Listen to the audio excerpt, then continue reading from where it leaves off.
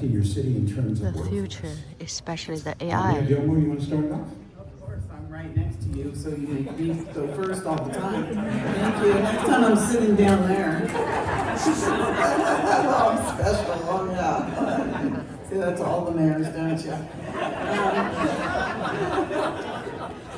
So for Santa Clara, we're providing, I believe, the foundation of artificial intelligence with all of our data centers. I always say we power Silicon Valley. And you can see by the massive expansion of NVIDIA and all of our companies, I had my speech that said NVIDIA, their value is $3.5 trillion. I had to change it yesterday, and that was only from 2 weeks ago. Now it's $4.5 trillion. So it's they're expanding at rapid speed. Things are changing so dramatically, and we're trying to keep up with what is happening in the world.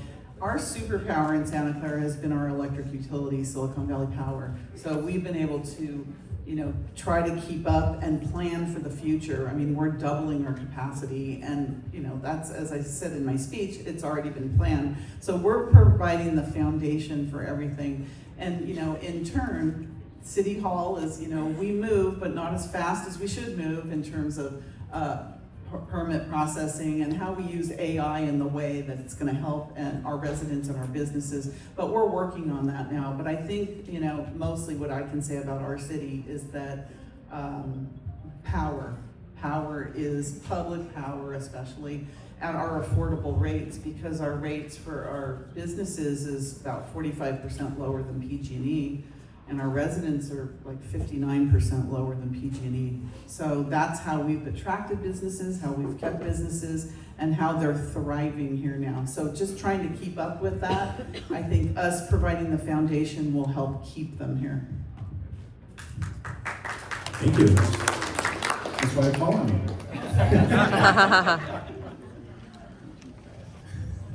So why don't we continue this with Mayor Klein? Why don't you go ahead and add to that? Sure. So from a city standpoint, optimizing AI is critical, and we talked about the diverse residents that we have in our city, and what we've already done is implement Wordly.ai. So all of our council meetings are translated.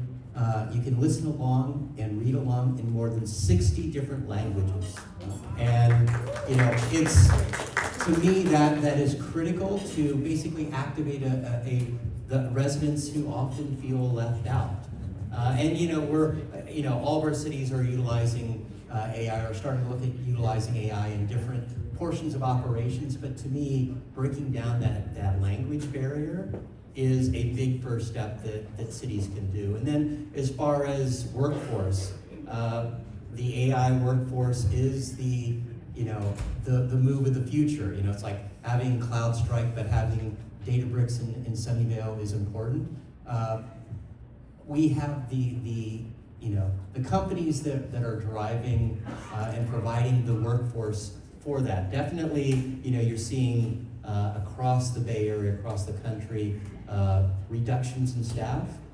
That being said, we're still seeing new office buildings being built, new companies coming in, and they want to be in Silicon Valley. They want to be in Sunnyvale, and I'm happy about that. AI is a driving force.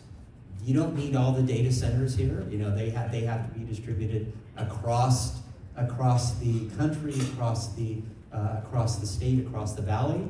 But having the workers that are designing, doing the implementation, that is critical for our area. It's having those companies which will be making a difference in designing the AI of the future. And what are you seeing in terms of your workforce, in terms of the adoption rate internally within the city itself with your workforce? So ultimately, it's expediting how they do their job. And that's the thing. It's so working regionally and working across the country to steal great ideas from other cities on what they're doing for maximizing creation of reports to council. This is one of the things that every 2 weeks most of our cities are dealing with. Whatever we can do to optimize their efficiency helps the city and helps to make sure that we are able to do more from a city standpoint. And so utilizing ChatGPT, Gemini, other AI utilities to make sure that we can they can do their job better is what we're trying to do from a city standpoint. Okay, thank you. Mayor Montano, how is your city addressing the housing needs amidst changing demographics and workforce demands? Well, we do have, we have built, not us, the city, but the developers have built low-income housing, 100% affordable income, low-income housing, and that was, the last one was last year. So we built 100% affordable housing.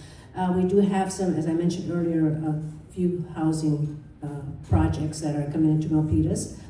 As you know, we have the housing element that mandates that we build so many houses, and that's brought down from the state.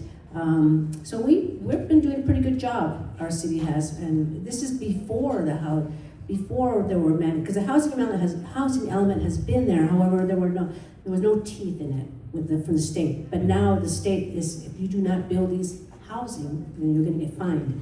But even before that, we've been building affordable housing. We have low-income housing. We have market rate housing, and we also, when we had the redevelopment agency, we had the 20% had to be below market, and I wish that would come back because I think that was a more fair distribution of people being able to own their own home, and so we've been doing a great job on that so far. Okay, thank you. Mary Leanne, any thoughts on? You said that you mentioned in your keynote that majority of Cupertino is really building out residential right now. So how are you working to help young home buyers to get into a home aside from just? Yeah. So first, I hope to respond to the AI automation Okay. question. Okay. Because Sure. my background is software engineer. I have been coding to accelerate hardware.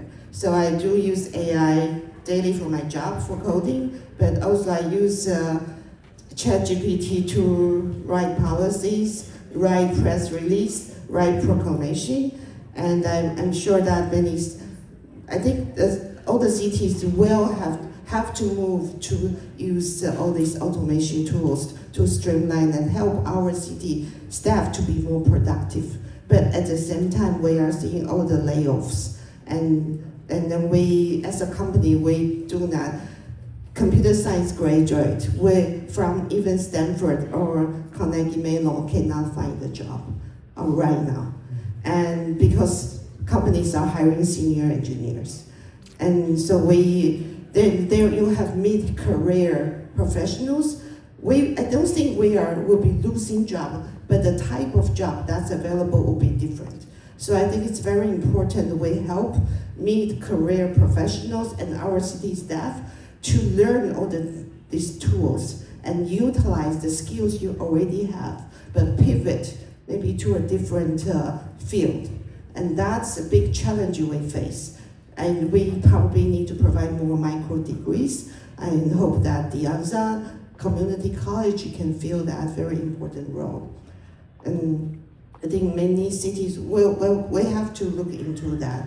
So I wouldn't think that we need to reduce the workforce, but we need to retrain our workforce.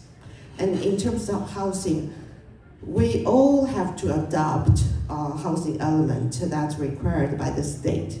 But the state has set the projection of growth to be almost 4 times of the Department of Finance projection. So we are forced to plan 4 times than probably necessary, because we actually have lost 1% of population since pandemic.